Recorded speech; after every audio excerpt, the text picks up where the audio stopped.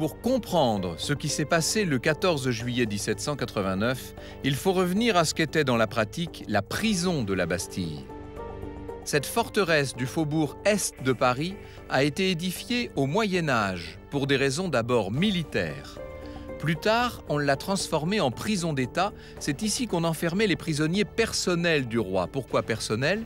Parce que le souverain les assignait ici de son propre chef, sans aucun procès, au seul nom de son droit de faire justice. Les actes en vertu desquels les prisonniers du roi étaient conduits à la Bastille s'appelaient des lettres de cachet. Claude Quetel s'est penché sur cette forme de justice à nos yeux bien arbitraire. La Bastille fonctionne sur un système très secret. On ne sait pas qui y est et on ne sait pas pourquoi. Du coup, on soupçonne les pires choses. Et quand un certain Linguet publie en 1783 ses mémoires sur la Bastille, pour avoir été lui-même embastillé, le livre a un succès extraordinaire parce qu'on dit « Ah, enfin, on va en savoir plus sur ce qui se passe à la Bastille ».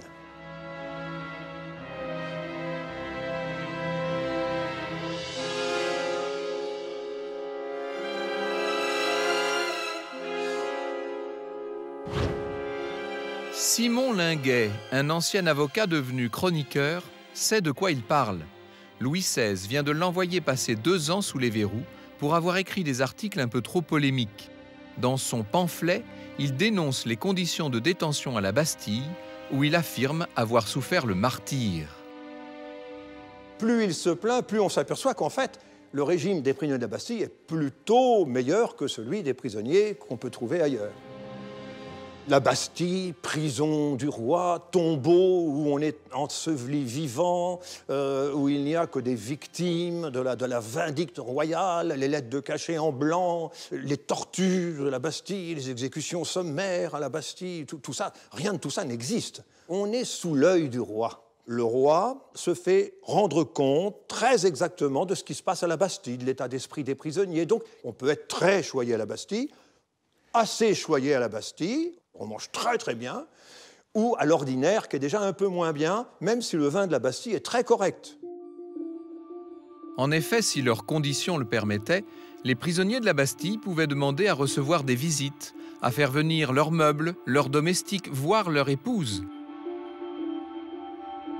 Linguet raconte tout ça avec plein de détails tout à fait intéressants. Par exemple, il s'insurge qu'on ne lui laisse pas se couper lui-même les ongles. Et alors, on voit comment, effectivement, il y a un barbier, il suffit qu'on l'appelle, et il vous coupe les cheveux, il vous coupe les ongles. Enfin, donc, on a un tas de détails sur la vie quotidienne. Tous les détenus de cette forteresse jouissaient-ils du même traitement? Pour répondre à cette question, il faut aller consulter les archives de la Bastille, aujourd'hui conservées à la bibliothèque de l'Arsenal. C'est ce que fait inlassablement depuis plus de 30 ans l'historienne Arlette Farge, dont le travail s'apparente à celui d'un archéologue, car ces archives sont lacunaires. Certaines sont même très abîmées. Le 14 juillet 1789, des tas de documents ont été précipités du haut des tours de la Bastille et traînés dans la boue des fossés. C'est très précieux, c'est très émouvant de penser qu'il y a de la boue du 14 juillet 1789 qui est restée jusque-là. Et ça ne se montre que dans des expositions ou que dans des moments très rares de la vie de cette bibliothèque. C'est vraiment des témoignages extrêmement forts d'avoir ça entre ses mains, parce que c'est pas hier quand même, 1789. À la Bastille, pour peu que l'on soit noble ou fortuné, l'on bénéficie d'un régime plutôt doux, bien éloigné en tout cas des souffrances endurées d'ordinaire dans les prisons d'État. Mais c'est une douceur soumise à condition, comme le révèlent les archives. Les prisonniers de la Bastille ne sont pas tous logés à la même enseigne. Si On a longtemps pensé que la Bastille ne contenait que des aristocrates. C'est parce que notre histoire traditionnelle faisait davantage attention aux histoires des aristocrates, de cour, des maîtresses, des favorites et des récits voilà, qui sont le charme des légendes et qui n'ont rien à voir avec la réalité historique. Parce que, en fait, ces autres parties de la population sont des gens qui n'ont pas d'argent et qui donc ont un traitement extrêmement dur. Certains sont enchaînés par les pieds, ils sont dans l'humidité. On les appelle les pailleux parce qu'ils n'ont qu'une paille pour se coucher, qui est changée que tous les mois. Donc c'est sale, répugnant, plein de microbes, ils y attrapent des maladies. Ils ne mangent que du pain.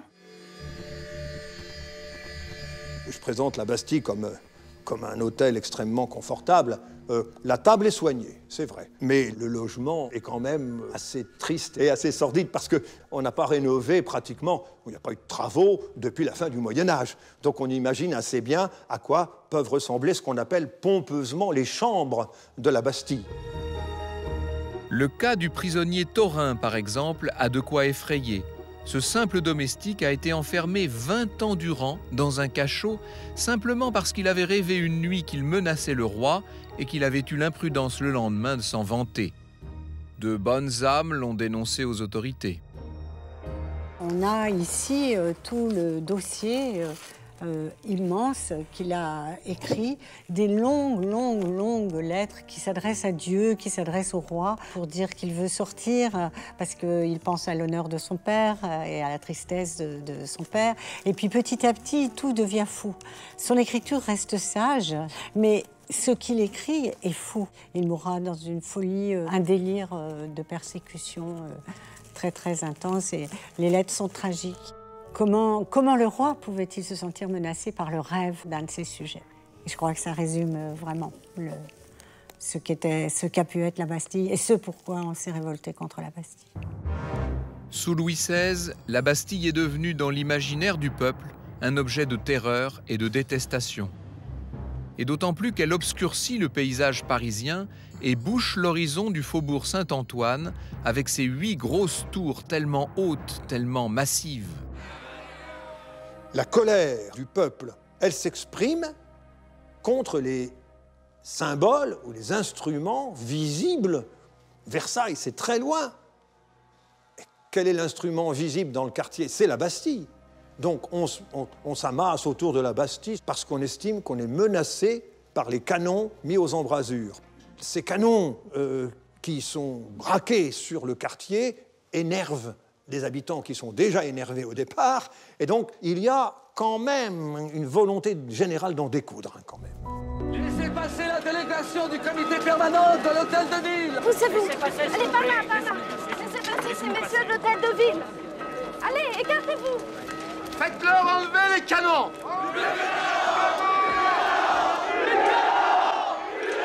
Quand les délégués de l'hôtel de ville viennent lui demander déjà d'enlever les canons, Launay dit bah oui, bien sûr, je veux bien faire retirer les canons si ça peut calmer les choses. Alors on retire les canons, mais les gens en bas de la Bastille, eux, ils croient que les soldats retirent les canons pour les charger. Donc en fait, au lieu de se dire ah bah tiens, c'est un signe de bonne volonté, ils disent attention, attention, on va charger les canons, on va nous tirer dessus à mitraille.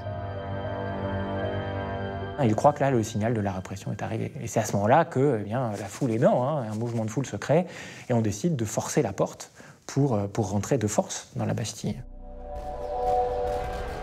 La prise de la Bastille est l'événement qui a fait capituler le roi. Le 14 juillet est bien le point de départ véritable de la Révolution. Les contemporains ne s'y trompent pas.